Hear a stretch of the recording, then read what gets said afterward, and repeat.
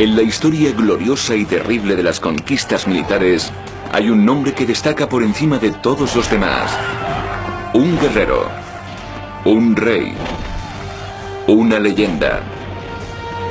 Alejandro Magno. Nunca ha habido otro como él en el mundo. Nacido de una madre despiadada. Creía que su madre se comunicaba con un ser superior. Educado por un filósofo brillante. Uno de los pensadores más influyentes del mundo, Aristóteles. Motivado por un padre dominante. Desenvainaban rápidamente las espadas y la sangre fluía con ligereza. Guerrero macedonio a los 14 años. General a los 18. Rey a los 20. Al mando de 40.000 soldados ansiosos de guerra. Dejó un gran legado y una historia controvertida que han perdurado hasta nuestros días. Alejandro Magno.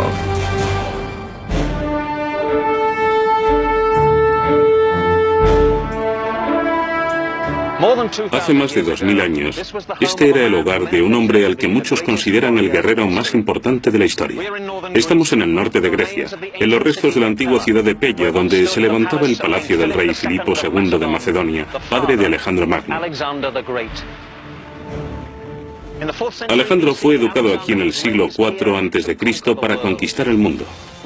Vamos a explorar el recorrido de esas conquistas que se produjeron a lo largo de 12 años y 40.000 kilómetros y cubrieron los territorios de lo que ahora son Grecia, Turquía, Líbano, Egipto, Irán, Irak, Afganistán y Pakistán.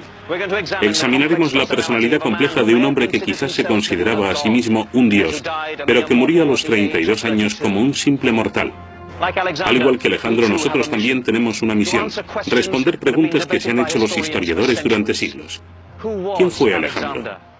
¿Qué lo motivaba? ¿Y cómo pudo conquistar un imperio tan vasto a una edad tan temprana?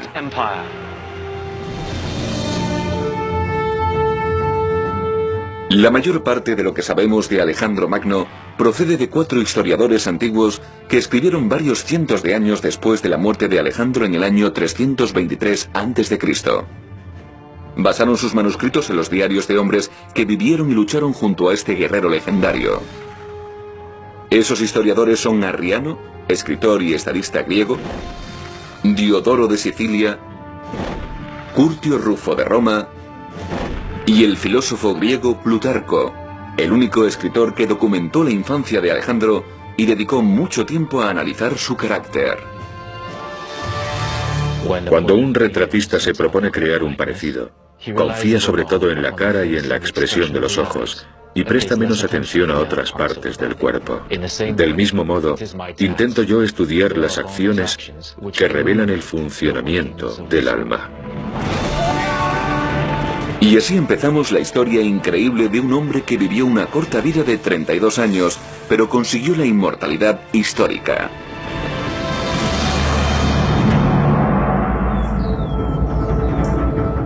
Estamos en el 356 a.C., el año del nacimiento de Alejandro. En una zona del norte de Grecia conocida como Macedonia, gobierna el rey Filipo II sobre una población que otros griegos consideran inferior. Tenemos la impresión de que los macedonios eran analfabetos, de que eran brutos, estaban por debajo del nivel cultural del que hacían gala muchos atenienses y de que además eran peligrosos, como demuestra el rey Filipo II. Pero los macedonios son muy ricos. Controlan zonas llenas de minas de oro y de plata. Filipo explota esas riquezas al máximo. Reúne y entrena a un ejército que está entre los mejores del mundo. El reino de Filipo supuso un gran trauma para ellos. No entendían que el desorganizado reino macedonio se hubiera organizado de pronto gracias a las minas. Poseía un poder económico enorme. Pero donde hay poder, también hay pasión. En el año 357 a.C., Filipo, de 26 años, se apasiona por una joven llamada Olimpias, de la región griega del Épiro. Pide su mano en matrimonio y Olimpias acepta convertirse en una de sus numerosas esposas.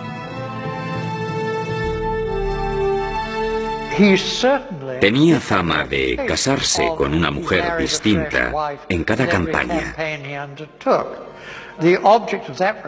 Y la causa de ese comentario era que quería hacerse invulnerable diplomáticamente, contrayendo distintas alianzas.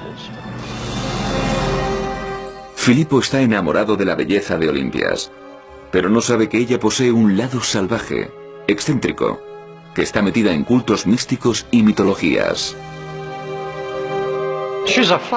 Ella tiene un carácter fuerte y le interesa la política, la religión, pero sobre todo la dinastía.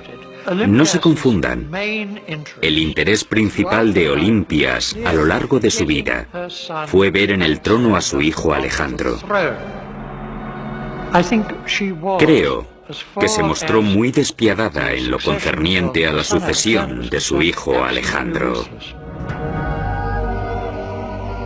El matrimonio de Filipo con Olimpias produce al rey preocupaciones y desafíos más grandes que los que tiene que afrontar en el campo de batalla.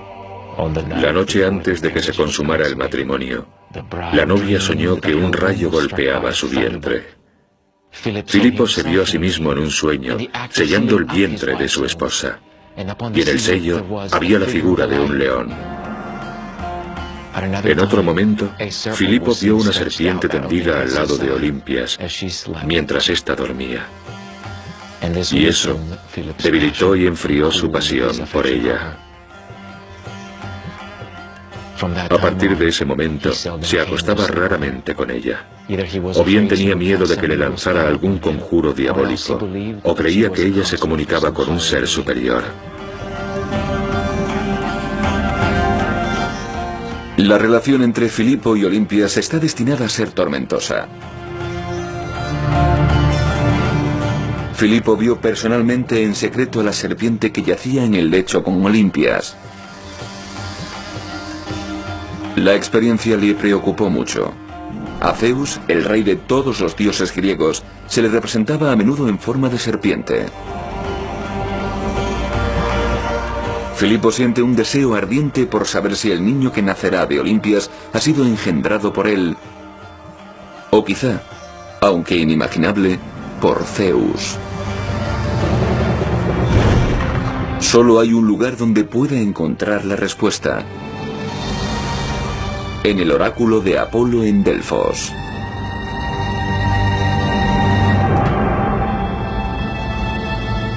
Así era Delfos en el siglo IV a.C. Una ciudad próspera, centro de comercio, de religión y de competiciones atléticas. Esto es Delfos hoy.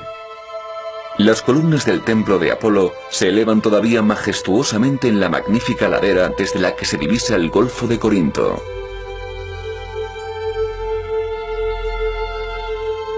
Cuando nosotros oímos las palabras oráculo de Delfos, lo que entendemos es el lugar. La persona era el profeta. Lo que decía era la profecía. Ese es el lugar sagrado que estaba dedicado a Apolo. Y Apolo era el dios del sol, el dios de la música y la poesía. Por otra parte, en Delfos, Apolo podía predecir el futuro a la gente, y eso le daba un carisma especial. Por eso se llamaba oráculo, y eso es el oráculo de Delfos. Dentro del oráculo se pueden ver los tesoros, las estatuas, las dedicatorias, el templo. Ese es el edificio más importante. Debajo estaba el sótano, la habitación sagrada, y la sacerdotisa decía el futuro a la gente desde allí.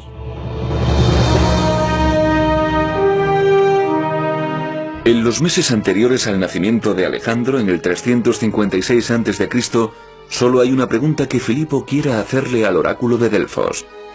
¿Su hijo será hijo de un mortal o de un dios? Filipo envía un emisario aquí a Delfos a consultar con el oráculo de Apolo sobre el significado de lo que ha presenciado. El oráculo, aunque no reconoce directamente que Alejandro sea hijo de un dios, le dice a Filipo que haga sacrificios a Zeus y lo reverencia por encima de las demás deidades. El oráculo añade que Filipo perderá la vista del ojo con el que se asomó al dormitorio y vio a Olimpia con la serpiente.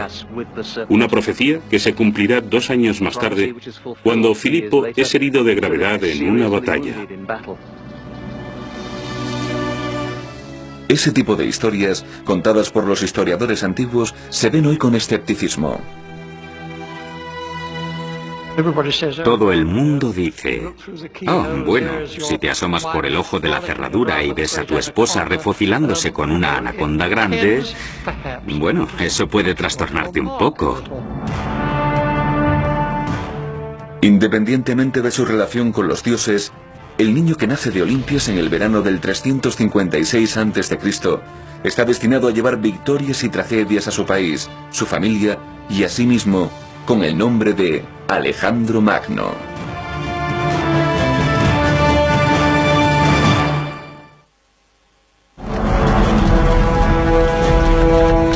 En la época del nacimiento de Alejandro Magno, en el 356 a.C., las tropas de Filipo II están ocupadas ampliando el reino. En la región de Macedonia, al norte de Grecia, hay 2 ciudades prominentes. Aigai, llamada ahora Vergina, es la primera capital macedonia y sigue siendo un centro activo de devoción por la tradición, arte y política. Todavía existen los restos de un palacio grande, así como un teatro al aire libre donde se celebran festivales, actuaciones y competiciones atléticas. En el siglo IV a.C., Pella se convierte en la capital macedonia y el hogar del rey Filipo II. Aquí es donde crece Alejandro Magno. Lleva una vida de príncipe, pero no es un niño rico mimado ni mucho menos. Su ambición y su curiosidad por el mundo son ilimitadas. Alejandro es un chico de una gran inteligencia. Su autor favorito es Homero y duerme con una copia de los poemas de Homero al lado de la cama. En Pella asiste a la escuela reservada a los hijos de la nobleza macedonia. En esa academia recibe un entrenamiento académico, atlético y militar. Pero a los 13 años sucede algo que convence a Filipo de que la inteligencia de su hijo solo se ve superada por su valor. Hubo un día en el que Filoneico de Tesalia llevó a Filipo un caballo llamado Bucéfalo, que ofreció venderle por 13 talentos. El rey y sus amigos bajaron a la llanura a presenciar las pruebas del caballo y llegaron a la conclusión de que era salvaje e incontrolable. Filipo ordenó que se lo llevaran. Pero Alejandro, que estaba cerca, comentó: se van a perder un gran caballo, y solo porque no saben controlarlo ni se atreven a intentarlo. Alejandro se acercó a Bucéfalo, lo sujetó por la brida y lo colocó en dirección al sol, porque había notado que el caballo se asustaba de su sombra. Alejandro montó el caballo y lo puso al trote con su voz y un gesto del pie. Filipo y sus amigos contuvieron el aliento, temerosos hasta que vieron a Alejandro regresar triunfante. Su padre, nos dicen, llegó a llorar de alegría. Cuando Alejandro desmontó, lo besó y le dijo: hijo mío, tendrás que encontrar un reino lo bastante grande para tus ambiciones. Macedonia es demasiado pequeña para ti. Realidad o ficción, la leyenda dice que Bucéfalo se convirtió en el caballo predilecto de Alejandro, un caballo que montó en la batalla en años posteriores.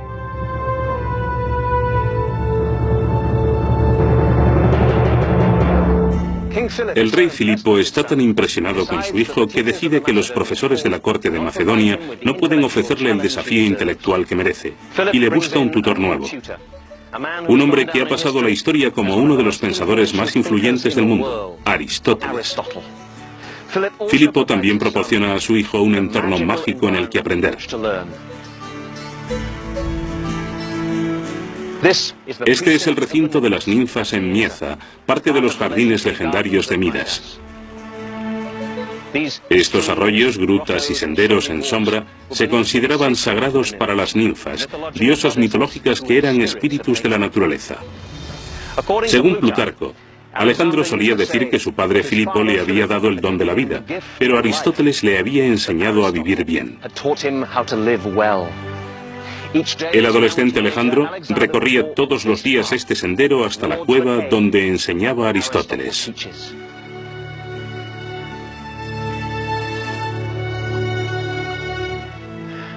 Aristóteles fue una de las mentes más preclaras que hayan existido jamás.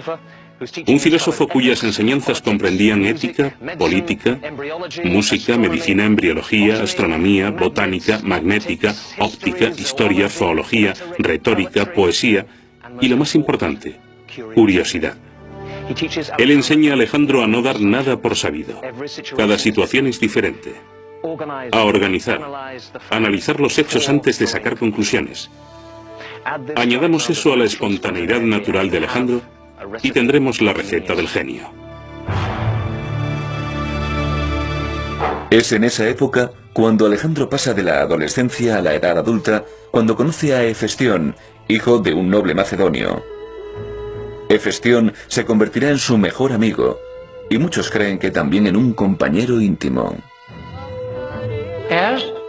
Cuando Alejandro llega a la adolescencia, tanto a Filipo como a Olimpias les preocupa que se convierta en lo que los griegos llaman un guines, un homosexual afeminado. Y para enderezarlo, a los dos se les ocurre importar chicas alegres, de buena apariencia, que le enseñen lo que tiene que hacer. Y eso suscita la cuestión de qué hacer si eres un joven ligeramente afeminado con un padre dominante, macho, superviril, un hombre de barba grande y un militar victorioso. Y uno se pregunta si la devoción y la amistad de por vida que tuvo con Hefestión no sería porque éste era la única persona con la que podía relajarse y ser él mismo.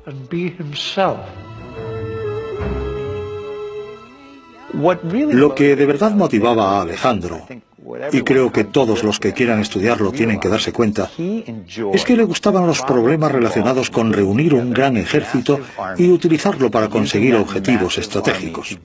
Eso era lo que lo motivaba. De un modo brutal, podríamos decir que lo que de verdad le excitaba era matar a otros ejércitos, y que eso le producía mucho más placer que el sexo. Muchos creen que la filosofía de Aristóteles, el instinto de guerrero de Filipo y la pasión de Olimpias por la mitología se combinaron para crear un ser humano extraordinario, Alejandro. Pronto tendría su primera ocasión de probarse a sí mismo en el campo de batalla, pero también se ganaría un enemigo, su propio padre.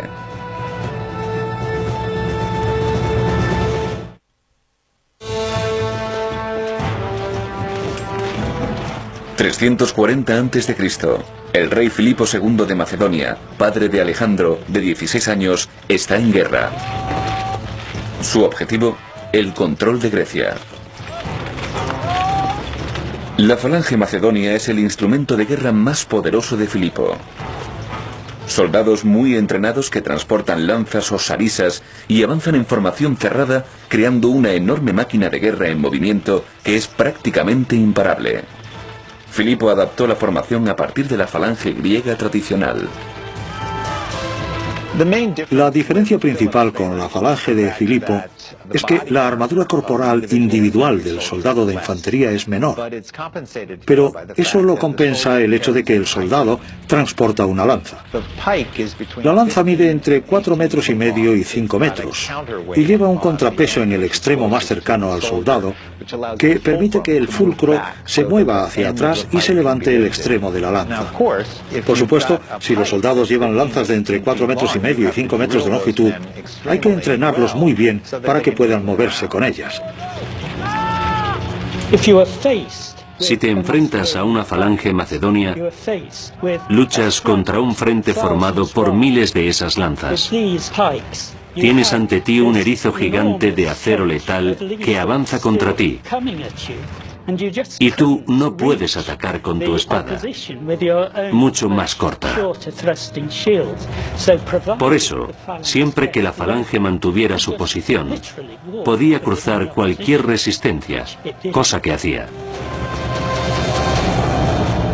Cuando Alejandro cumple 16 años, Filipo controla la mayor parte de Grecia. Pero cuando llegan las noticias de sus victorias, Alejandro no se muestra orgulloso. Cuando se enteraba de que Filipo había capturado una ciudad famosa o alcanzado una victoria abrumadora, Alejandro no demostraba ningún placer, sino que comentaba a sus amigos: mi padre se me adelantará en todo, y no quedará nada grande o espectacular que yo pueda enseñarle al mundo. Él no deseaba heredar un reino que le ofreciera riqueza, lujos y placeres de los sentidos. Prefería una vida de lucha, de guerras, de ambición sin límites. El año 339 a.C., Alejandro pasa mucho tiempo en la antigua capital macedonia de Aigai estudiando los informes sobre las hazañas de su padre. Es evidente para muchos que cada vez está más deseoso de entrar en combate y que un día él liderará sus propias conquistas. En una ocasión en que Filipo está fuera de Aigai, llegan unos embajadores de Persia. Los recibe Alejandro en lugar de su padre y los deslumbra con su inteligencia, su madurez y sus conocimientos políticos. Se marchan convencidos de que la celebrada astucia de Filipo no es nada comparada con el espíritu aventurero y las ambiciones peligrosas de su hijo. Pero Filipo también sigue teniendo ambiciones, la de controlar Grecia. Y los dos enemigos más poderosos que se interponen en su camino son los ejércitos de Tebas y Atenas. Hay un grupo de soldados en particular que tiene una reputación de ferocidad. La banda sagrada de Tebas está formada por 150 parejas de amantes masculinos que comen juntos, duermen juntos y combaten juntos, sin retroceder nunca, luchando siempre hasta la muerte. Para que el desafío sea aún mayor, los tebanos y los atenienses cuentan con armas, soldados y dinero de Persia, considerada la nación más poderosa del mundo. El rey persa sabe que si Filipo completa su conquista de Grecia, pondrá a Persia en su punto de mira. El motivo de Filipo es la venganza por los años que lleva Persia interfiriendo en los asuntos políticos de Grecia y Macedonia. A los gobernantes persas les gustaría ver la ambición de Filipo destruida por las tropas de Tebas y Atenas. El enfrentamiento se producirá en un lugar llamado Queronea, en la Grecia central. Hoy es un mar vasto de campos de algodón. La derrota de Filipo significaría el final de sus conquistas. La victoria lo impulsaría a mover su ejército hacia Asia. El día en el que tiene lugar la batalla de Queronea llega en agosto del año 338 a.C. Alejandro tiene 18 años. Filipo decide que ya es hora de que su hijo se convierta en comandante macedonio. Le da el mando de la caballería, una fuerza de 2000 jinetes que siempre juegan un papel estratégico clave en las batallas de Filipo, atacando al enemigo desde el flanco. El historiador Diodoro empieza su relato de la vida de Alejandro en la batalla de Queronea.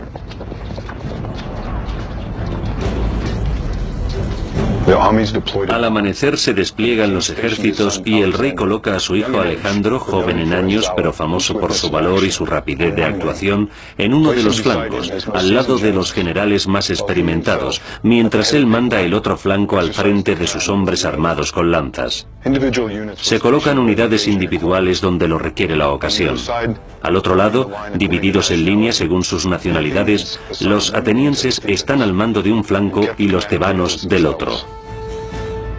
Estoy en el lugar de la batalla de Queronea. El rey Filipo empieza la batalla lanzando hacia adelante su falange macedonia.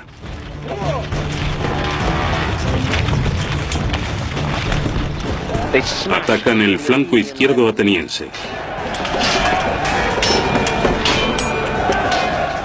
De pronto reciben la señal de retirada.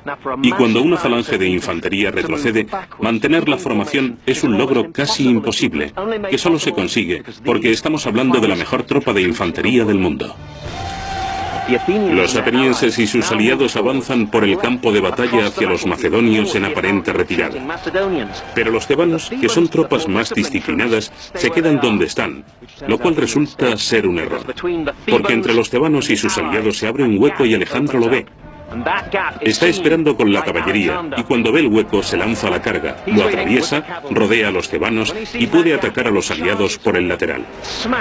Al mismo tiempo, la falange macedonia deja de retroceder y empieza a avanzar. Se lanzan sobre los atenienses como una apisonadora.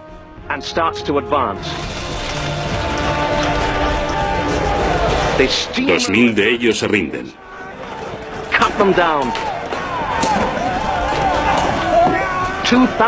Los tebanos no tienen tanta suerte. Alejandro y sus hombres los tienen rodeados por completo y muere prácticamente hasta el último hombre.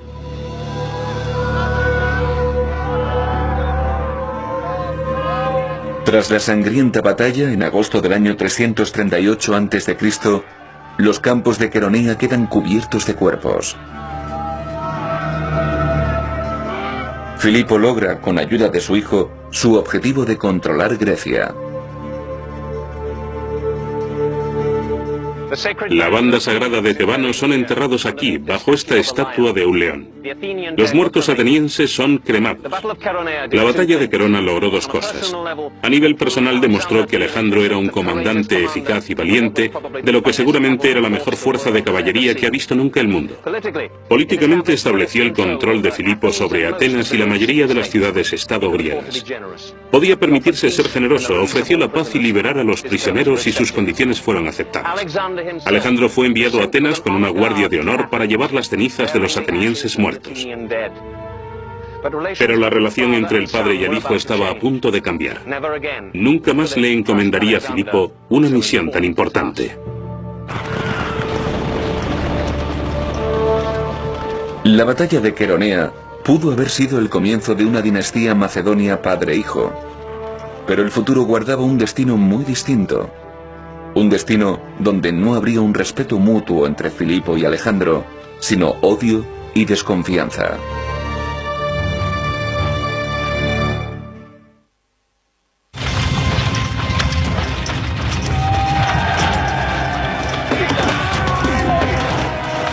En el otoño del 338 a.C., el rey Filipo de Macedonia controla casi toda Grecia. Una victoria decisiva en Queronea, en la que Alejandro juega un papel importante en la derrota de los atenienses, inspira un gran respeto en las tropas macedonias por un nuevo liderazgo padre-hijo. A los 18 años, Alejandro ha demostrado ya ser un digno sucesor del trono de su padre. Y naturalmente asume que un día será el dueño de este palacio de Aigai. Pero una serie de acontecimientos cambia esas expectativas. Acontecimientos provocados no por la guerra, sino por el amor. A los pocos meses de su victoria en Queronea, Filipo decide tomar otra esposa. Cleopatra, de 20 años y de una importante familia macedonia, acepta casarse con él. Creo que lo que ocurrió fue que un hombre de edad ya madura encontró una mujer joven con la que podía establecer una alianza de matrimonio con una familia importante macedonia y decidió hacerlo.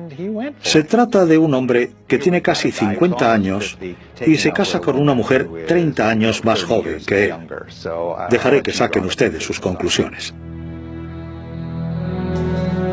Independientemente de su motivación, la decisión de Filipo de casarse con Cleopatra provoca una pelea importante con Alejandro y su madre Olimpias. Si Cleopatra, que es macedonia, da a luz un hijo varón, este ocupará el lugar de Alejandro como heredero legítimo al trono de Filipo,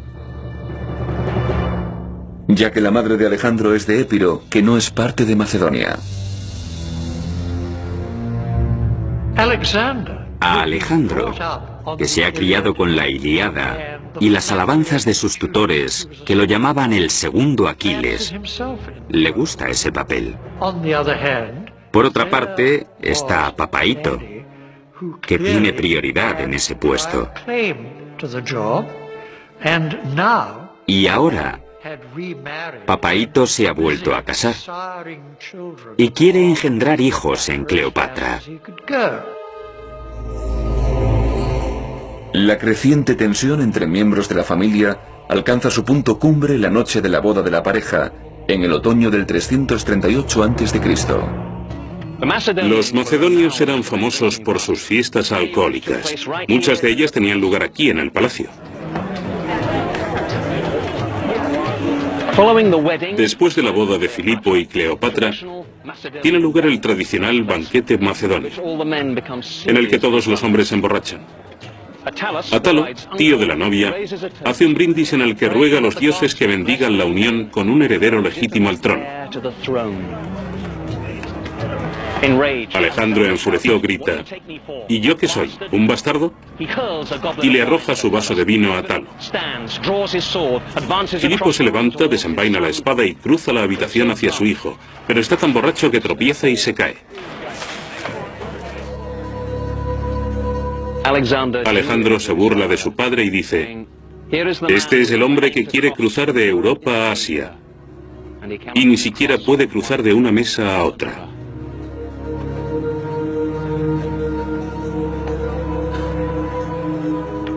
Ese incidente destruye la relación padre-hijo que se había formado a lo largo de 18 años.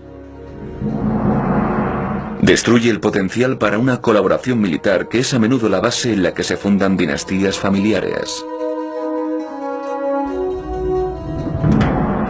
Después del escándalo del banquete de bodas, Alejandro y su madre Olimpias parten al exilio. Pero Filipo no tarda en darse cuenta de que el Estado necesita un heredero al trono reconocido y él necesita un buen comandante. Convence a Alejandro para que vuelva a casa. Pero Olimpias no regresa.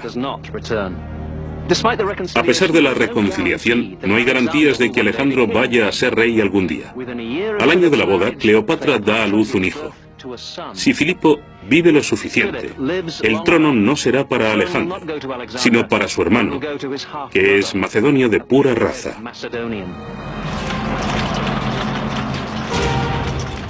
Aunque la discordia entre Filipo, Alejandro y Olimpias dista mucho de haber sido superada, Filipo se concentra ahora en su nuevo objetivo. Con Grecia bajo su control, quiere extender su reino por Asia. Envía una pequeña expedición de tropas a la costa occidental de Asia, al mando de su general Parmenio, para que estudien los obstáculos y establezcan una cabeza de puente. Parmenio era su general más antiguo, un hombre muy importante para él. Era su mano derecha y de toda confianza. También era un conspirador político de primer orden. Y sus mayores ventajas eran, primero, su fidelidad absoluta a Filipo, y segundo, su habilidad indudable como general. Pero antes de emprender su viaje por Asia, Filipo decide una vez más consultar a los dioses. Filipo envía un emisario a Delfos para que pregunte si podrá vencer a Darío, el gran rey de Persia. La respuesta que recibe es ambigua. El toro está engalanado, el sacrificio está listo. Filipo interpreta eso como que Darío será sacrificado como una víctima en el altar. Pero el verdadero significado de la profecía resulta ser muy diferente. Filipo hace planes enseguida para realizar sacrificios. Quiere que en las festividades participen tantos griegos como sea posible, por lo que organiza competiciones musicales y banquetes espléndidos para sus amigos e invitados. Está decidido a mostrarse ante Grecia como una persona amable. La celebración de Filipo tiene lugar en terrenos del palacio de la antigua capital de Aigai. Es octubre del año 336 a.C. Este es el teatro del Palacio Real de Aigai. Aquí se reúnen miles de macedonios con el rey Filipo y con Alejandro para un festival en honor de los dioses.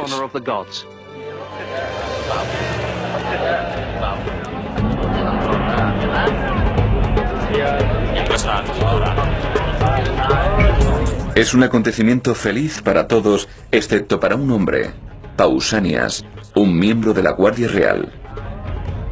Según el historiador antiguo Diodoro, Filipo aprecia a Pausanias a causa de su belleza. Pero cuando el rey se encapricha de otro joven, Pausanias reacciona mal. Acusa al joven de ser un hermafrodita promiscuo. Pausanias es castigado por eso. Lo llenan de vino hasta emborracharlo, y cuando está inconsciente, lo entregan a los muleros del rey para que abusen de él en una borrachera. Más tarde se queja ante Filipo de esos abusos, pero el rey no actúa contra los responsables. Pausanias, enfurecido, se acerca a Filipo, lo apuñala y huye. Pero cae muerto antes de que pueda escapar. Alejandro corre hacia su padre, pero es demasiado tarde. Filipo muere el 336 a.C.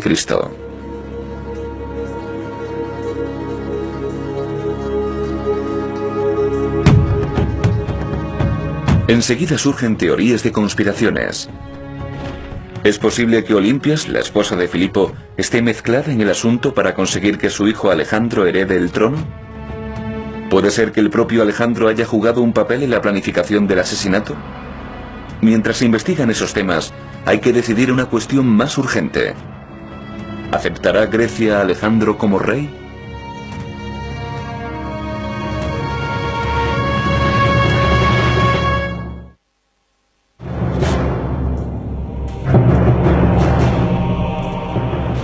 Cuando el rey Filipo de Macedonia cae asesinado en el 336 a.C., no hay duda de que uno de sus guardas asesta el golpe mortal.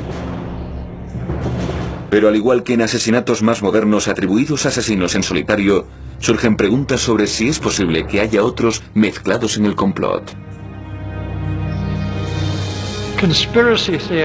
Surgieron teorías de conspiraciones desde el comienzo. Sobre todo después de que Pausanias muriera tan convenientemente a manos de antiguos compañeros de clase de Alejandro, lo que hacía ya imposible que pudiera hablar.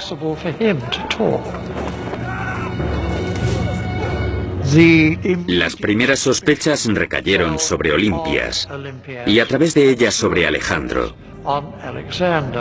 Y la verdad, no la sabremos nunca.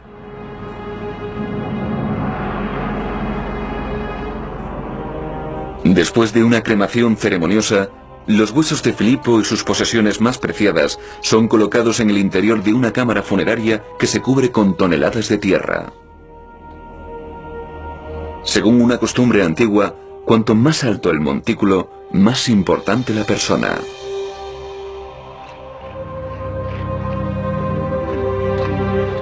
Siglos después, los arqueólogos tendrían en cuenta ese dato a la hora de decidir dónde cavar en una zona de Vergina, en Grecia, no lejos del antiguo Palacio Real de Aigai.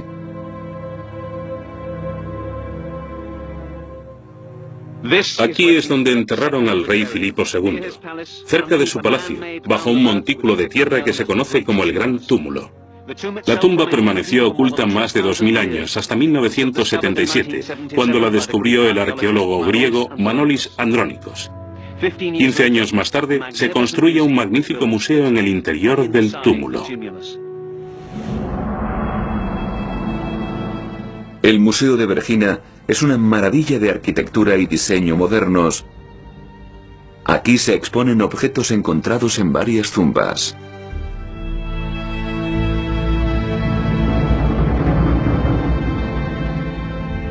Esta es la cámara funeraria de Filipo II. Cuando me enteré del descubrimiento no podía creerlo. Y como yo, muchos arqueólogos. No se había descubierto ninguna tumba macedonia a esa escala. Pero ahí está. La fachada está diseñada como un templo, una entrada de mármol flanqueada por dos medias columnas o pilastras. Encima de la entrada hay un friso con una pintura de una cacería real. Aparece Filipo cazando leones, osos y otros animales salvajes en un bosque de Macedonia. Aquí, un joven a caballo se apresta a lanzar su arma. Es el propio Alejandro. Encontrar la tumba del padre de Alejandro Magno era ya todo un hallazgo. Pero lo que los arqueólogos no se esperaban, lo que nadie había podido imaginar, era el asombroso tesoro que encontrarían dentro. Los huesos de Filipo II estaban en el interior de esta caja de oro macizo.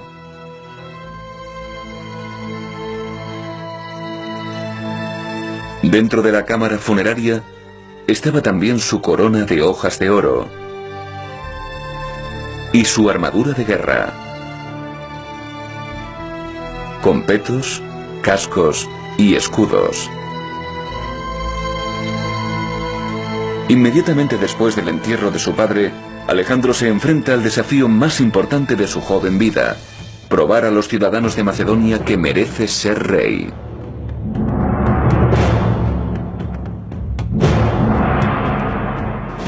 Alejandro tenía solo 20 años cuando heredó el reino, que en aquel momento estaba plagado de envidias y disputas.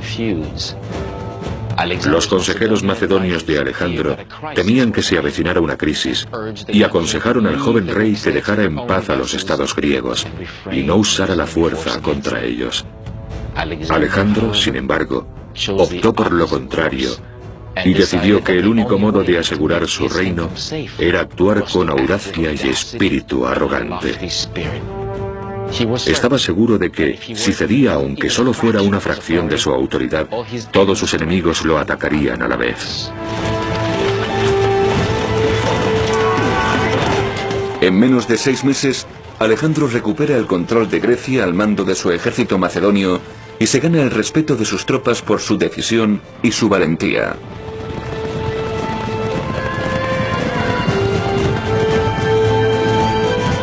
Para horror de Cleopatra, que se suicida después, Olimpias, la madre de Alejandro, ordena la ejecución del hijo recién nacido de Filipo, dejando al suyo como único heredero posible al trono de Macedonia. El rey Alejandro vuelve entonces su atención hacia lo que se convertirá en el objetivo de su vida: la conquista de Persia. Pero antes, siguiendo la tradición de su padre, decide buscar el consejo del oráculo de Delfos, para ver si de verdad está destinado por los dioses a derrotar a Darío y gobernar toda Asia.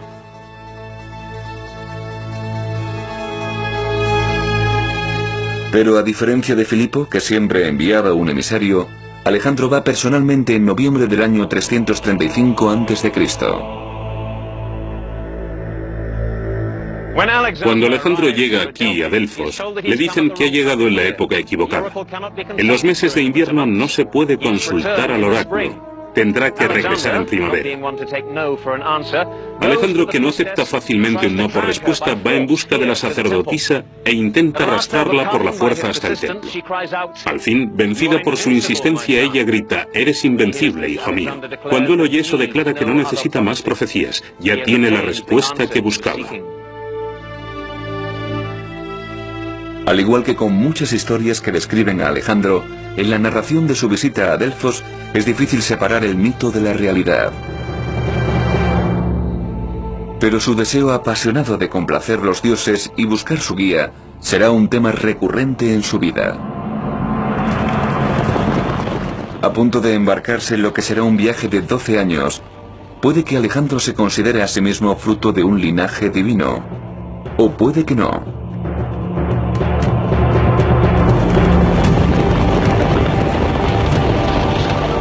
Cuando parte para Asia, su madre le dice que a su regreso le revelará un secreto increíble sobre su vida. Muchos creen que Olimpia se refiere a la cuestión a la que solo ella puede responder. ¿Es Alejandro hijo de un dios? ¿O es un mero mortal?